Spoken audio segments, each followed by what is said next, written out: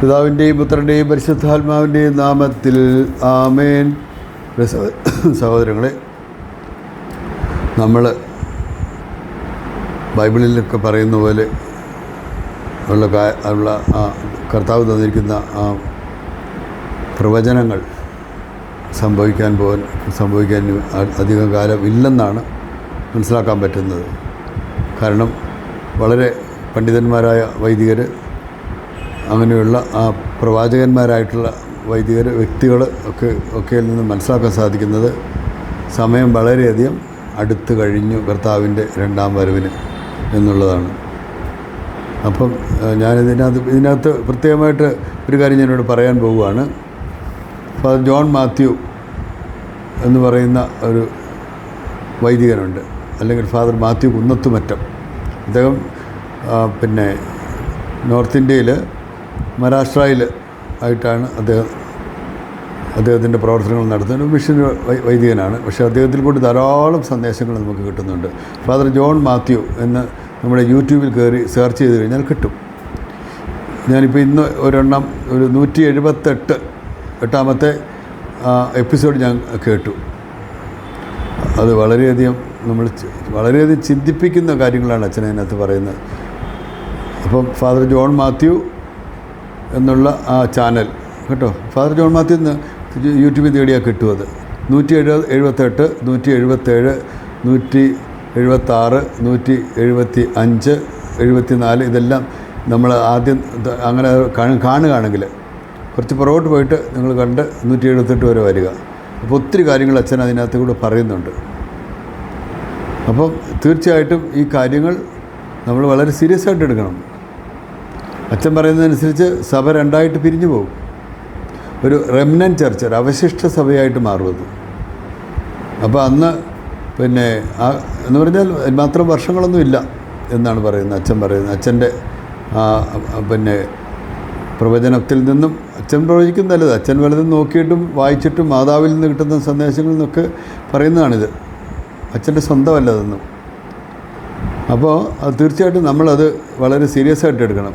അച്ഛനും പറയുന്നുണ്ട് എല്ലാവരും അത് അച്ഛൻ പറയുന്നത് സ്വീകരിച്ച് മുന്നോട്ട് പോയാൽ ഒത്തിരിയധികം കാര്യങ്ങൾ നമുക്ക് ദൈവത്തിൻ്റെ പ്രത്യേകമായിട്ടുള്ള കരുണ നമ്മുടെ ഉണ്ടാകും.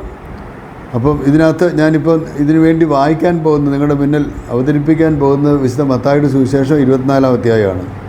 നമുക്കെല്ലാം അറിയാവുന്നൊരു വളരെ സുപരിചിതമായൊരു അധ്യായമാണത്. വേദനകളുടെ ആരംഭം 24-ാം അധ്യായം 24:3 മുതലുള്ള തിരുവചനങ്ങൾ ഒന്ന് ശ്രദ്ധിക്കുക കേട്ടോ. അവൻ ഒലിവുമലയിലിരിക്കുമ്പോൾ ശിഷ്യന്മാർ തനിച്ച് അവനെ സമീപിച്ച് പറഞ്ഞു, ഇതെല്ലാം എപ്പോൾ സംഭവിക്കുമെന്നും നിൻ്റെ ആഗമനത്തിൻ്റെയും യുഗാന്തത്തിൻ്റെയും അടയാളം എന്താണെന്നും ഞങ്ങൾക്ക് പറഞ്ഞു തരണമേ. യേശു പറഞ്ഞു, ആരും നിങ്ങളെ വഴിതെറ്റിക്കാതിരിക്കാൻ സൂക്ഷിച്ചുകൊള്ളുവിൻ. പലരും എൻ്റെ നാമത്തിൽ വന്ന് ഞാൻ ക്രിസ്തുവാണ് എന്ന് പറയുകയും അനേകരെ വഴിതെറ്റിക്കുകയും ചെയ്യും. നിങ്ങൾ യുദ്ധങ്ങളെപ്പറ്റി കേൾക്കും, അവയെപ്പറ്റിയുള്ള കിംവദന്തികളും. എന്നാൽ നിങ്ങൾ അസ്വസ്ഥരാകരുത്, കാരണം ഇതെല്ലാം സംഭവിക്കേണ്ടതാണ്. എന്നാൽ ഇനിയും അവസാനമായിട്ടില്ല. ജനം ജനത്തിനെതിരായും രാജ്യത്തിനെതിരായും ഉണർന്നെഴുന്നേൽക്കും. ക്ഷാമങ്ങളും ഭൂകമ്പങ്ങളും പല സ്ഥലങ്ങളിലും ഉണ്ടാകും. ഇതെല്ലാം ഈറ്റുനോവിൻ്റെ ആരംഭം മാത്രമാണ്. അവർ നിങ്ങളെ പീഡനത്തിന് ഏൽപ്പിച്ചു കൊടുക്കും. അവർ നിങ്ങളെ വധിക്കും. എൻ്റെ നാമനിമിത്തം സർവ്വജനങ്ങളും നിങ്ങളെ ദ്വേഷിക്കും. അനേകർ വിശ്വാസം ഉപേക്ഷിക്കുകയും പരസ്പരം ഒറ്റിക്കൊടുക്കുകയും ദ്വേഷിക്കുകയും ചെയ്യും. നിരവധി വ്യാജപ്രവാചകന്മാർ പ്രത്യക്ഷപ്പെട്ട് അനേകരെ വഴിതെറ്റിക്കും. അധർമ്മം വർദ്ധിക്കുന്നതിനാൽ പലരുടെയും സ്നേഹം തണുത്തുപോകും. എന്നാൽ അവസാനം വരെ സഹിച്ചു നിൽക്കുന്നവൻ രക്ഷപ്പെടും. എല്ലാ ജനതകളുടെയും സാക്ഷ്യത്തിനായി രാജ്യത്തിൻ്റെ ഈ സുവിശേഷം ലോകമെങ്ങും പ്രസംഗിക്കപ്പെടും. അതിനുശേഷം അന്ത്യം ആഗതമാകും. അന്ത്യം ഇങ്ങനെ തൊട്ട് വന്ന് നിൽക്കുകയെന്നല്ല ഞാൻ പറഞ്ഞത്, എങ്കിലും അതിനുവേണ്ടിയുള്ള ഒരുക്കങ്ങളാണ് ഇപ്പോൾ നടന്നുകൊണ്ടിരിക്കുന്നത്. അത് നമ്മൾ വളരെ സീരിയസ് ആയിട്ട് തന്നെ അത് കാണുകയും വേണം. കഴിഞ്ഞ ഫാദർ ജോൺ മാത്യുവിൻ്റെ വീഡിയോ എപ്പിസോഡുകൾ പലതും കാണണം കേട്ടോ, യൂട്യൂബിൽ കയറിയിട്ട്. എല്ലാവരോടും ഞാൻ അഭ്യർത്ഥിക്കേണ്ടത് കാണണമെന്ന്. അത് സബ്സ്ക്രൈബും ചെയ്യുക. നിങ്ങൾ എൻ്റെ ചാനൽ സബ്സ്ക്രൈബ് ചെയ്തില്ലെങ്കിലും കുഴപ്പമില്ല, പക്ഷേ എൻ്റെ ചാനൽ സബ്സ്ക്രൈബ് ചെയ്താൽ നോട്ടിഫിക്കേഷൻസ് നിങ്ങൾക്ക് കിട്ടും. ഇനിയുള്ള പല കാര്യങ്ങളും ഇനിയും പറയാൻ കിടപ്പുണ്ട്. ഞാനെൻ്റെ MDM വേർഡ് ഓഫ് ഗോഡ് എന്ന് പറഞ്ഞ ഒരു ചാനൽ കൂടെ പല കാര്യങ്ങളും ഞാൻ പറഞ്ഞിട്ടുള്ളതാണ്. അതായത് ലോകത്ത് വരാൻ പോകുന്ന ഒരു മഹാമുന്നറിയിപ്പിനെ കുറിച്ച്. അപ്പോൾ അച്ഛനത് വളരെ വ്യക്തമായിട്ട് പറയുന്നുണ്ട്. ആ മഹാമുന്നറിയിപ്പിന് ശേഷം ലോകം പിന്നെ വളരെ നാളത്തേക്കില്ല. അതാണ് അതിൻ്റെ കാര്യം. ആ മഹാമുന്നറിയിപ്പ് അടുത്ത് വരുന്നുണ്ട്. 1961 മുതൽ 65 വരെ ഗരബന്താൾ, സ്പെയിൻ എന്ന സ്ഥലത്ത് മാതാവ് പ്രത്യക്ഷപ്പെട്ട് 4 പെൺകുട്ടികൾക്ക്, അന്ന് അവർക്ക് 7 വയസ്സും പിന്നെ വളരെ പ്രായക്കുറവാണ് അവർക്ക്. പക്ഷേ ഇന്ന് അവർക്ക് 10-77 വയസ്സും ഒക്കെ ഉള്ളവരാണ് കേട്ടോ. ഞാൻ ആ സ്ഥലത്ത് പോയതുകൊണ്ടാണ് ഞാൻ പറഞ്ഞത്. പേഴ്സണലായിട്ട് ഞാനും എൻ്റെ ഭാര്യയും എൻ്റെ ഒരു മോനും അവിടെ പോയിട്ടുണ്ട്. അവിടെ പോയി കാണുകയും അതിൽ 4-8 പൈൻമരങ്ങൾ അവിടെ നിൽക്കുന്നത് ഞങ്ങൾ കണ്ടു. പിന്നെ കൊഞ്ചീത്ത ഗോൺസാലസ് എന്ന് പറയുന്ന അതിലേറ്റവും പ്രധാനപ്പെട്ട സീയർ, മാതാവിനെ കണ്ട 4 പെൺകുട്ടികളിൽ പ്രധാനപ്പെട്ട ആൾ കൊഞ്ചീത്ത ഗോൺസാലസാണ്. അവരുടെ വീട് ഒരു പാവപ്പെട്ട ആളുകളായിരുന്നു അവരെല്ലാം. ആ വീടൊക്കെ ഞങ്ങൾ കണ്ടെന്ന്. പക്ഷേ കൊഞ്ചീത്ത ഗോൺസാലസ് ഇവിടെ ഇല്ല. അവർ കല്യാണം കഴിച്ച് ന്യൂയോർക്കിലോട്ട് പോയി മക്കളൊക്കെ ഉണ്ട് അവർക്ക്. പക്ഷേ അവർക്ക് ചില കാര്യങ്ങൾ ദൈവം വെളിപ്പെടുത്തി കൊടുത്തിട്ടുണ്ട്. വരുവാൻ പോകുന്ന ഒരു മഹാമുന്നറിയിപ്പ്, ദ ഗ്രേറ്റ് വാർണിംഗ്, ആൻഡ് അതിനുശേഷം within 1 year the great miracle. Great മിറാക്കിളിൻ്റെ ഡേറ്റ് ആ സഹോദരിക്ക് കുഞ്ചിത്തായ്ക്ക് നന്നായിട്ട് അറിയാം. അത് 8 ദിവസം മുമ്പ് അവർ പ്രഖ്യാപിക്കും. അപ്പോൾ അന്ന് ഈ ഗരബന്താൾ എന്ന് പറഞ്ഞ സ്ഥലത്ത് വരുന്നവർക്ക് വലിയ അത്ഭുതങ്ങൾ കാണാൻ പറ്റും. മാത്രമല്ല അവർക്ക് വരുന്ന എല്ലാവർക്കും രോഗശാന്തിയും കിട്ടും. അങ്ങനത്തെ ഒരു പ്രത്യേകമായിട്ടുള്ള ഇതാണ്. അത് വലിയൊരു അത്ഭുതമാണ്. ലോകത്തിൽ ഇനി ഒരിക്കലും അങ്ങനെ ഒരു അത്ഭുതം നടക്കാൻ പോകുന്നില്ല എന്നാണ് പറയുന്നത്. അപ്പം നമ്മളിവിടെ മനസ്സിലാക്കേണ്ടത് നമ്മളിനി എന്തൊക്കെ ചെയ്യണം. നമ്മളിപ്പോൾ ഉള്ള ഈ സഭ, ഈ വിശുദ്ധ കുർബാനയൊക്കെ മാറിപ്പോകും കേട്ടോ. കാരണം ഇനി വരുവാൻ പോകുന്ന വ്യാജ പ്രവാചകൻ ആരാണെന്ന് അറിയത്തില്ലത്. ആ വ്യാജപ്രവാചകനിൽ കൂടി അത് ഈ കംപ്ലീറ്റ് അവിടെ മിസാൽ എന്ന് പറയും, കുർബാന ചൊല്ലുന്ന ആ പുസ്തകം, അതിൽ മാറ്റങ്ങൾ വരുത്തും. അതിനകത്ത് ഈ രൂപാന്തരീകരണം, ദി ട്രാൻസ്സബ്സ്റ്റാൻഷിയേഷൻ, അതായത് വൈദികൻ ഇതെൻ്റെ ശരീരമാകുന്നു, ഇതെൻ്റെ രക്തമാകുന്നു എന്ന് കുർബാനയുടെ മധ്യത്തിൽ പറയുന്നുണ്ടല്ലോ. അപ്പോൾ അവിടെ ട്രാൻസ്സബ്സ്റ്റാൻഷിയേഷൻ ഉണ്ടാകുന്നുണ്ട്. സാധാരണയുള്ളൊരു ഓസ്തി കർത്താവിൻ്റെ തിരുശരീരമായിട്ട് മാറുന്നുണ്ട്. ആ വീഞ്ഞ്, അത് മാസ്വൈനെ, അത് പിന്നെ കർത്താവിൻ്റെ തിരുരക്തമായിട്ട് ട്രാൻസ്സബ്സ്റ്റാൻഷിയേറ്റ് ചെയ്യും. അതാണ് അവരിൽ നടക്കുന്ന ഏറ്റവും വലിയ അത്ഭുതമാണ്. ആ അത്ഭുതം ഇന്ന് നമ്മൾ കണ്ണൂരിലൊരു സ്ഥലത്ത് ആ അത്ഭുതം നടന്നല്ലോ 13 വർഷം മുമ്പ്. അത് ഇപ്പോൾ സ്ഥിരീകരിച്ചല്ലോ സഭ, നമുക്ക് കാണാൻ പറ്റി. അതെല്ലാം പിന്നെ കണ്ണൂരിൽ ചെന്ന് കഴിഞ്ഞാൽ ആ അത്ഭുതം, ആ കുർബാന അവിടെ വെച്ചിട്ടുണ്ട്. ഈശോയുടെ തിരുമുഖം പ്രത്യക്ഷപ്പെട്ടത് അതിൽ. അപ്പം ഇതെൻ്റെ ശരീരമാകുന്നു. അതുപോലെ ധാരാളം യുക്കാരിസ്റ്റിക് മിറക്കിൾസ് ധാരാളം ലോകത്തിൽ സംഭവിച്ചിട്ടുണ്ടെന്നേ. ഇത് കാണിച്ചത് ഇത് എല്ലാവരും വിശ്വസിച്ച് വരാൻ വേണ്ടിയാണ്. വൈദികർ പോലും ഇത് വിശ്വസിക്കാത്തവരുണ്ട്, ഞാൻ പറഞ്ഞു കേട്ടിടത്തോളം. അപ്പോൾ ഇത് നമ്മൾ വളരെ വളരെ സീരിയസ് ആയിട്ട് എടുക്കേണ്ട ഒരു കാര്യമാണ്. അപ്പോൾ ഞാനിത് പറയാൻ കാരണം, ഞാനിത് പ്രധാനമായിട്ട് ഈ വീഡിയോ ചെയ്യുന്നതിൻ്റെ കാരണം, നിങ്ങൾ ഈ ഫാദർ ജോൺ മാത്യുവിൻ്റെ വീഡിയോ നിങ്ങൾ പറ്റുമെങ്കിൽ ഇന്ന് തന്നെ നിങ്ങളത് യൂട്യൂബിൽ കയറി സബ്സ്ക്രൈബ് ചെയ്ത് കണ്ടുകൊണ്ടിരിക്കുക കേട്ടോ. ഇപ്പോൾ 178 വീഡിയോ പിന്നെ എപ്പിസോഡ് വരെ ആയിട്ടുണ്ട്. ആദ്യം തുടങ്ങി കേട്ടാൽ ഒത്തിരി നല്ലതാണ്. ഒത്തിരി കാര്യങ്ങൾ അച്ഛൻ പറയുന്നുണ്ട്, സംഭവിക്കാൻ പോകുന്ന ഒത്തിരി കാര്യങ്ങൾ. എല്ലാവരും ഒന്നും വിശ്വസിക്കുന്ന പലരും അച്ഛനെ കളിയാക്കുന്നുണ്ട്. അച്ഛന് തടസ്സങ്ങളുണ്ട്. ഇതുകൊണ്ട് നാഗപ്പൂർ എന്ന് പറഞ്ഞ ഒരു സ്ഥലത്തിനടുത്താണ് അച്ഛൻ്റെ ശുശ്രൂഷകളൊക്കെ കേട്ടോ. അച്ഛന് വേണ്ടി പ്രത്യേകം പ്രാർത്ഥിക്കണം. വളരെ നല്ലൊരു വൈദികനാണ്. ഒത്തിരിയധികം കൃപകൾ അച്ഛന് ഉണ്ട്. അപ്പം ഈ കൊഞ്ചീത്ത ഗോൺസാലസിൽ കൂടി പരിശുദ്ധ അമ്മ ഇത്രയും കാര്യങ്ങൾ വെളിപ്പെടുത്തിയിട്ടുണ്ട്. ലോകത്ത് വലിയൊരു മുന്നറിയിപ്പ്, that is the great warning എന്നാണ് പറയുന്നത്. അത് കഴിഞ്ഞിട്ട് പിന്നെ ഒരു ഗ്രേറ്റ് മിറാക്കിൾ, ഇത് രണ്ടും നടക്കാനുണ്ട്. അതിനുശേഷം ലോകത്തിൻ്റെ ഗതി തന്നെ മാറിപ്പോയി. ഈ ഗ്രേറ്റ് വാർണിങ്ങിൻ്റെ സമയം ഞാൻ നേരത്തെ എൻ്റെ ആ ചാനലിൽ കൂടെ MDM വേർഡ് ഓഫ് ഗോഡ് എന്ന് പറഞ്ഞ ചാനലിൽ കൂടെ ഞാൻ പറഞ്ഞിട്ടുള്ളതാണ്. പക്ഷേ അത് നിങ്ങളൊന്ന് ശ്രദ്ധിച്ച് കേൾക്കണം. അതായത് ഇനിയിപ്പോൾ അധികം നാളില്ലെന്നാണ് പറയുന്നത് കേട്ടോ. ഈ ഗ്രേറ്റ് വാർണിംഗ് ഡേറ്റ് ഒന്നും തമ്പുരാനൊന്നും തരുമൊന്നുമില്ല. പക്ഷേ അതിൻ്റെ അടയാളങ്ങൾ തന്നിട്ടുണ്ട്. ആ അടയാളങ്ങളൊക്കെ വേദാൻ്റെ നടന്നു കഴിഞ്ഞു, അടയാളങ്ങളൊക്കെ കേട്ടോ. അപ്പോൾ ഇനി ഇത് വന്നുകൊണ്ടിരിക്കും. ഇത് വരും, അത് ഗ്രേറ്റ് വാർണിംഗ് നമ്മൾ കാണും. ആ ദിവസം ഒരു 8:30 മണിക്കെന്നാണ് പറയുന്നത് അവിടെ യൂറോപ്പിലൊക്കെ 8:30 മണി. അപ്പോൾ ഒരു 4.5 മണിക്കൂർ പുറകോട്ട് കൊണ്ടുവരിക. ഇവിടെ 4 മണിന്ന് കൂട്ടിക്കോ വൈകുന്നേരം. അപ്പോൾ പെട്ടെന്ന് ഒരു വലിയ കാതടുപ്പിക്കുന്ന ഒരു ശബ്ദം നമ്മൾ കേൾക്കും. 2 ഉൽക്കകൾ വന്ന് കൂട്ടിയിടിക്കുന്നതാണെന്നാണ് പറയുന്നത്. ഏതായാലും അപ്പോൾ തന്നെ ലൈറ്റെല്ലാം പോകും, കംപ്ലീറ്റ് ലൈറ്റ്, കറണ്ട് എല്ലാം പോകും, എല്ലാം ഇരുട്ടാകും. എന്നിട്ട് ആകാശത്ത് നല്ല ചുവപ്പ് കളറുള്ള ഒരു നല്ല നിറം വരും. ആയിട്ട് ആകാശത്തിലേക്ക് എല്ലാ മനുഷ്യരും പേടിച്ച് വിറച്ചൊക്കെ പോകും കേട്ടോ. ഇതിൻ്റെ ശബ്ദം അത്ര വലുതായിരിക്കും. എല്ലാവരും നോക്കുമ്പോൾ എല്ലാം നിശ്ചലമാകും കേട്ടോ, ഇൻക്ലൂഡിങ് ദ എയർക്രാഫ്റ്റ്സ്. പറന്നുകൊണ്ടിരിക്കുന്ന എയർക്രാഫ്റ്റ്സ് പോലും നിശ്ചലമാകും എന്നാണ് പറയുന്നത്. അപ്പോൾ നോക്കുമ്പോൾ കർത്താവിൻ്റെ കുരിശ് പ്രത്യക്ഷപ്പെടും. ആ കുരിശിൽ കർത്താവ് കിടക്കുന്നത് എല്ലാവരും കാണും. 7 വയസ്സിന് മുകളിലുള്ള എല്ലാവരും ഈ കുരിശിൽ കിടക്കുന്ന കർത്താവിനെ കാണും. അതാണ് കർത്താവ് ഗാഗുത്താമലയിൽ കിടന്ന പോലെ തന്നെയാണ് നമ്മൾ കാണാൻ പോകുന്നത്. അപ്പോൾ കർത്താവ് ഓരോ മനുഷ്യരെയും, ഓരോ ആത്മാവിനെയും 7 വയസ്സിന് മുകളിലുള്ള എല്ലാവർക്കും കാണാമെന്ന് ഞാൻ പറഞ്ഞല്ലോ. അപ്പോൾ ഈ ഓരോ ആത്മാവിനും ഈശോയെ കാണാൻ പറ്റും. ഈശോയ്ക്ക് ഓരോ ആത്മാവ് കണ്ടുകൊണ്ടിരിക്കുകയാണ്. അപ്പം നമുക്ക് ഒരു പേഴ്സണലായിട്ടുള്ള ഒരു ഇതുമായിട്ടാണ് നമുക്ക് തോന്നാൻ പോകുന്നത്. അങ്ങനെ ഓരോ വ്യക്തികൾ, 800 കോടി ജനങ്ങളുണ്ട്, 800 കോടി ജനങ്ങൾക്കും അത് കാണാൻ പറ്റും. അപ്പോൾ ഈ കാതടിപ്പിക്കുന്ന ശബ്ദത്തിലുള്ള ഈ ഉൽക്കകൾ കൂട്ടിയിടിക്കുമ്പോഴുള്ള ഇതുകൊണ്ട് ലോകമുഴുവൻ ഇരുട്ടുപോകും. ഞാൻ പറഞ്ഞല്ലോ, അനേകർ മരിച്ചു പോകും ഷോക്ക് കൊണ്ട്. കാരണം അവർക്ക് ഒന്നത്, പിന്നെ 2 കൃപയിലല്ല അവർ ജീവിക്കുന്നത്. മാരകമായ പാപത്തിൽ ജീവിക്കുന്നവർ അപ്പോൾ മരിച്ചു പോകും. അപ്പോൾ നമ്മൾ ചെയ്യേണ്ടത് ഈ മാരകഭാവത്തിൽ ജീവിക്കുന്നവർ അങ്ങനെ ആ അപകടത്തിൽ മരിക്കാതിരിക്കാൻ വേണ്ടി, നമ്മുടെ കുടുംബത്തിൽ തന്നെയൊക്കെ പലരും കാണുമല്ലോ, അവർക്കെല്ലാം വേണ്ടി പ്രാർത്ഥിക്കുക. നമ്പർ 1. പിന്നെ ഇതെല്ലാം കേട്ട് പേടിച്ച് വരച്ചിരിക്കുന്നതൊന്നും വേണ്ട.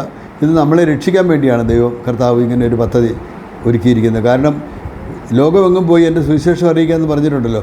ഇത് അവസാനത്തെ കർത്താവിൻ്റെ ഒരു പദ്ധതിയാണിത്. ലോകമെങ്ങും പോയി എല്ലാവർക്കും ഇതെല്ലായിടത്തും നൂക്കാൻ കോർണറിൽ കൊണ്ടുപോയി കൊടുക്കാനൊന്നും പറ്റിയിട്ടില്ല. അപ്പോൾ ഈ ഒരു പ്രത്യക്ഷം കൊണ്ട് ഈ തിരുവചനം എല്ലാവരിലേക്കും എത്തും.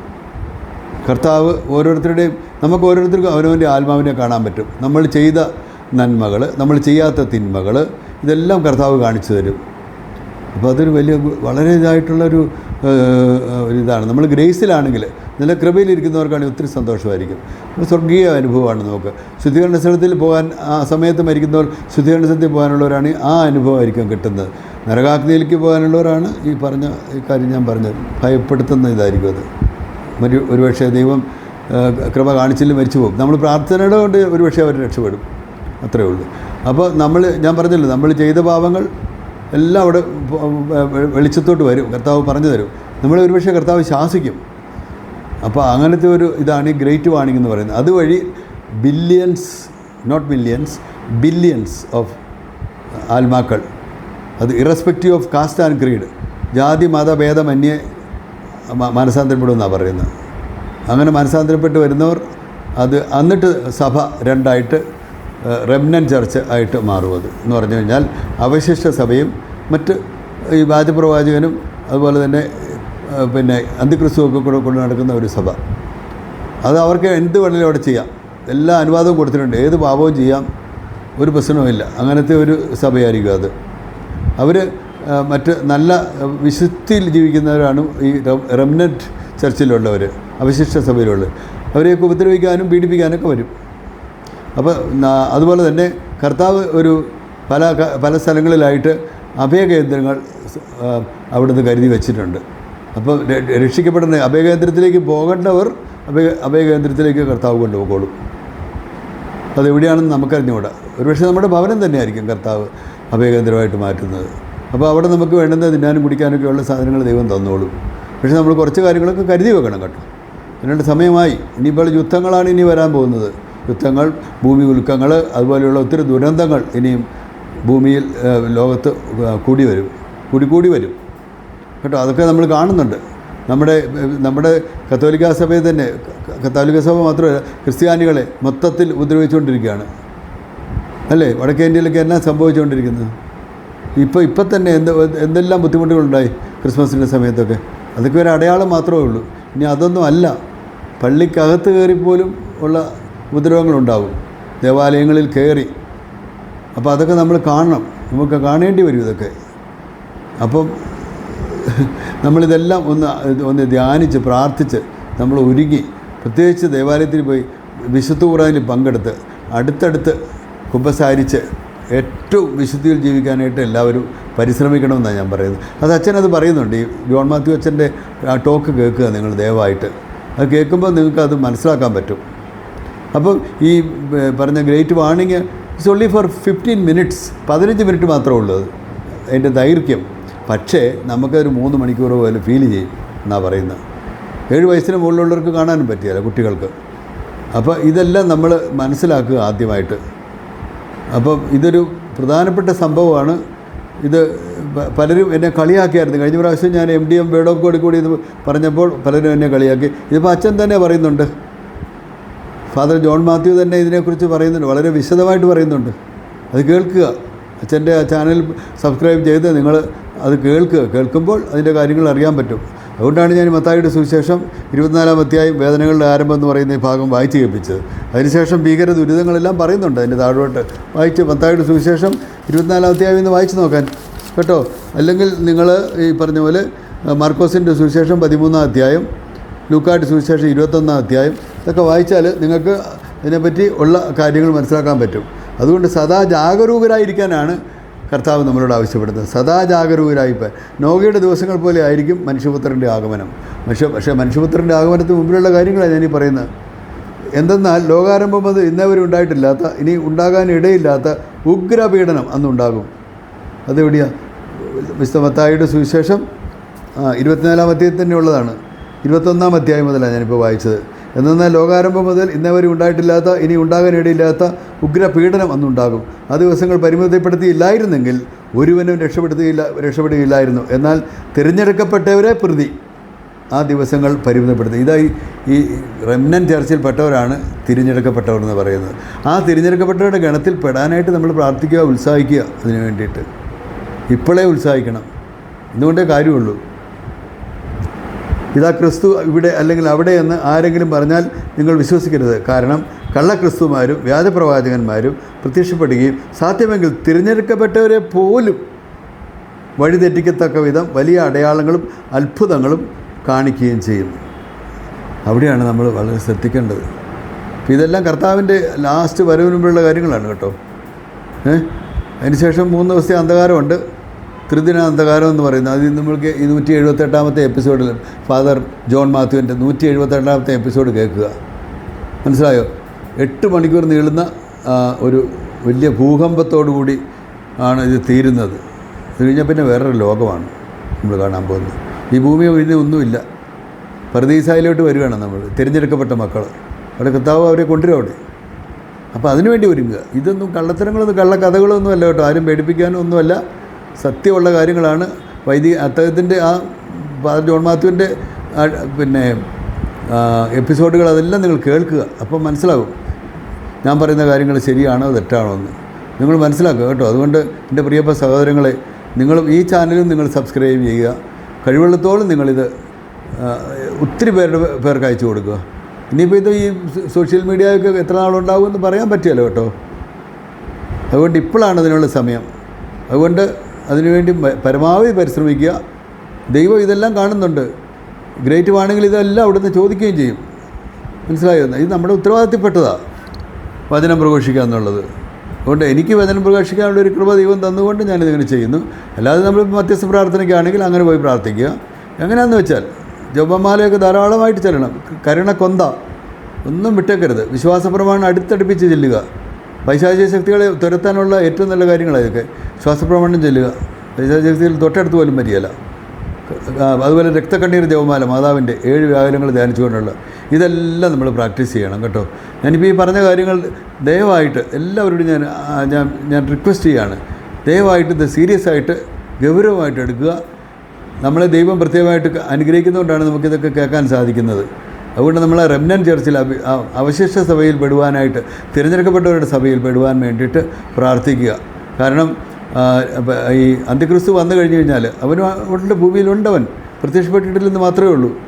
അപ്പോൾ അവൻ വന്നു കഴിഞ്ഞ് കഴിഞ്ഞാൽ പിന്നെ നമുക്കൊന്നും ചെയ്യാൻ പറ്റും. പിന്നെ ചിപ്പ് നമ്മൾ ധരിക്കേണ്ടി വരും. ചിപ്പ് നമുക്ക് ധരിക്കാൻ പാടില്ല. ചിപ്പ് ധരിച്ചു കഴിഞ്ഞാൽ നമ്മൾ നിത്യനരകാഗ്നിയിലേക്ക് പോയി കഴിഞ്ഞപ്പോഴേ.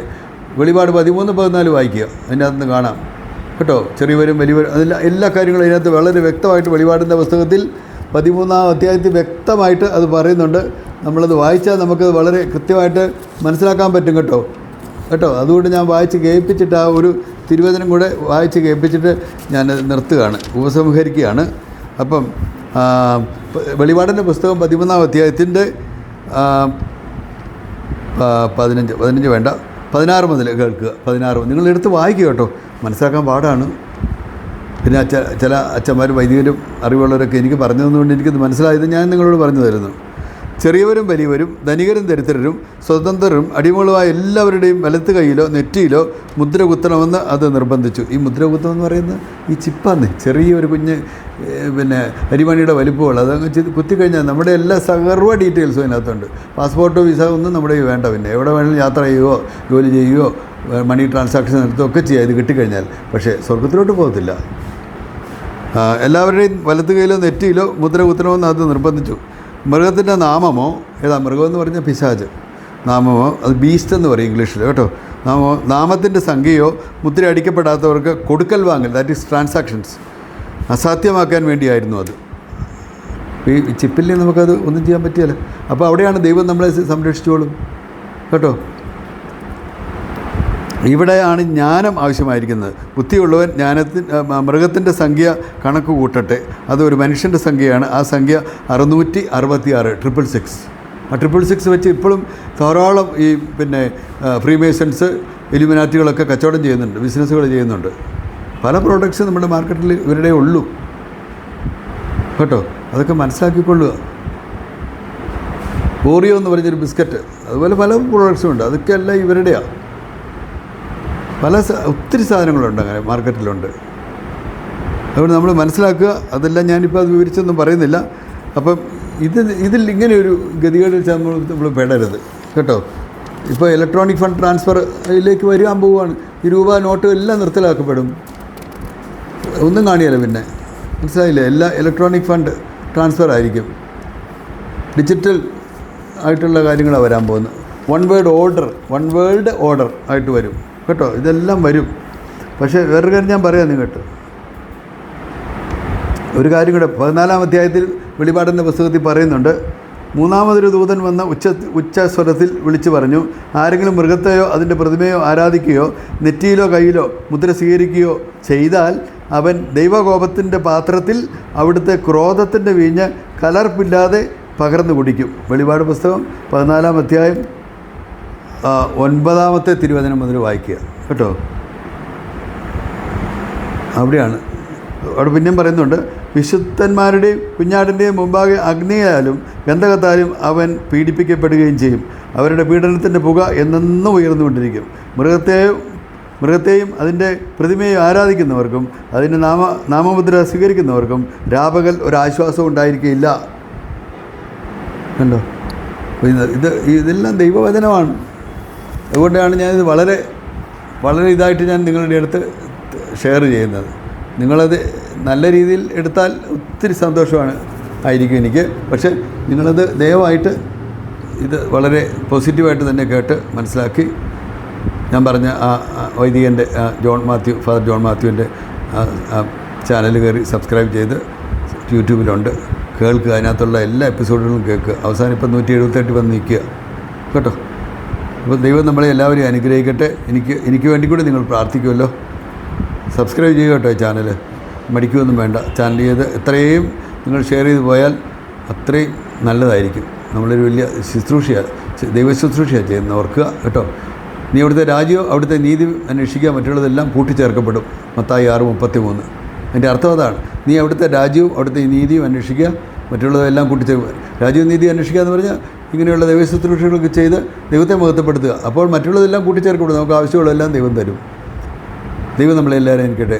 നിത്യം പിതാവും പുത്രനും പരിശുദ്ധാത്മാവുമായ സർവേശ്വര എന്നേക്കും. ആമേൻ.